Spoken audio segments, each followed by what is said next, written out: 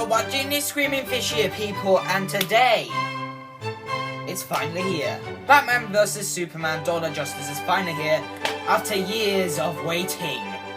Well, it's about time, Snyder. You had me waiting like 3 years for this.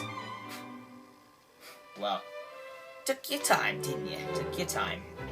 So, I literally just saw the movie today, and first off, I'd just like to say that it is underrated as heck. It's a very good movie, in my opinion. I mean, sure, it's not like anything like the Avengers or the Dark Knight, but it's a good movie. I mean, the critics, I don't get what all the critics are saying, and I'm agreeing with the fans here because it is a good movie. So yeah, those are my small talk thoughts about it. But anyway, let's get on with the actual review, people. Also, as you can see, the person I'm voting for in this fight is right here in the middle, next to my Peltoros. So yeah, let's get on with it. So, it has been nearly 2 years since Superman's colossal battle with Zod devastated the city of Metropolis. The loss of life and collateral damage left many feeling angry and helpless, including crime-fighting billionaire Bruce Wayne.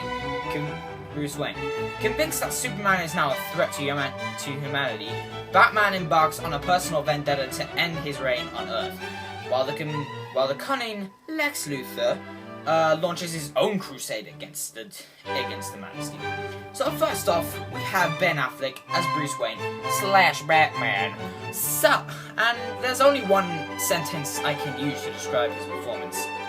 Ben Affleck is the best Batman, period. I mean, this is the only Batman movie to get... This guy is the only Batman actor to get everything right. The voice, the suit, which takes a lot of inspiration from the Dark Knight Returns comic, and even the personality. And the Arkham games inspiring fighting style that they've introduced here gives Batman arguably the best action sequences. Then we've got our Man of Steel, who, I'm not gonna lie here, is still a bit boring, but is overall still great as Superman, and still managing to nail every scene he's in. I also like how he's under pressure, because there are people in the world that are really against what he did in Metropolis, and even stating that he is a murderer or something like that. And yeah, and for what it's worth, I thought Jesse Eisenberg was alright as Lex Luthor, despite his flaws. I like the whole psychopathic twist they brought to the character, and he made for a pretty entertaining villain, I'm not gonna lie. We also finally have our first big screen version of Wonder Woman, and Gal Gadot nails the part perfectly. I mean, I like how she's got her own agenda in the film, which also sets up a potential romance between her and Batman. There are also some very small cameos from the other Justice League members, including Aquaman, and a very small appearance from both The Flash and Cyborg. And the CGI, while a tiny bit overused, looks good and at the very least real. I also enjoyed the actual fight between the heroes. While it's not downright perfect, it's definitely a very entertaining action sequence, and I've had a lot of fun watching that scene. Not to mention a scene shown in the trailer where Batman is taking down a bunch of bad guys in a warehouse is arguably the best action sequence, taking inspiration from the Arkham games, which are brilliant games, by the way, people. I also really like how both our main heroes have reasons for fighting each other. Batman's being that he sees Superman as a threat with too much power who could easily destroy the world at any breaking moment, even like just when he wants to, and also because he destroyed half of Metropolis fighting Zod in the last film, and a lot of people Batman / Bruce Wayne cared about died that day. I like how he's got a reason to fight Superman, instead of just, oh, I'm Batman, I don't like you, I'm going to kill you. And Superman's being that either he fights the Bat to the death, otherwise something horrible happens to both him, the people he cares about, and the city of Metropolis, which I won't spoil here.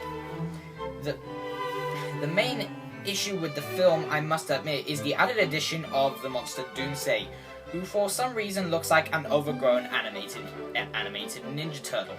with superpowers, and his appearance feels like a sneaky cash grab to tease the upcoming Justice League movie. And while the scene where they all team up to fight the monster is very entertaining, it is a very well done action sequence, I'm not going to lie. Doomsday's sole purpose of the film was really just to be there to tease the upcoming Justice League movie. And while the dream sequences are pretty cool, they are actually very cool, they're never actually explain why they're happening. Is it an alternate timeline, another dimension? That is a theory of mine. I think that actually an alternate timeline or another dimension of some sort. But who knows? It never gets answered. It never really gets answered, which is a bit annoying. But it's not too big of an issue. In my opinion. On the whole, though, I thought this movie was a blast from start to finish. While it's not anything like the Avengers or the Dark Knight, like I said at the start. For what it matters, it's an improvement over the disappointing Man of Steel, and is deeply underrated. I will give this a 7 out of 10 just for those two main issues. But yeah, I do think this is a very deeply underrated film, and I extremely recommend you watching this if you liked Man of Steel, or if you want to see possibly the best Batman we've had on screen since Christian Bale and Michael Keaton. So, people, those are my thoughts on Batman vs. Superman. I do hope you enjoyed it. And tell me what your thoughts were on this movie. I thought it was brilliant for what it was. And I just want to know what you guys think. So, yeah.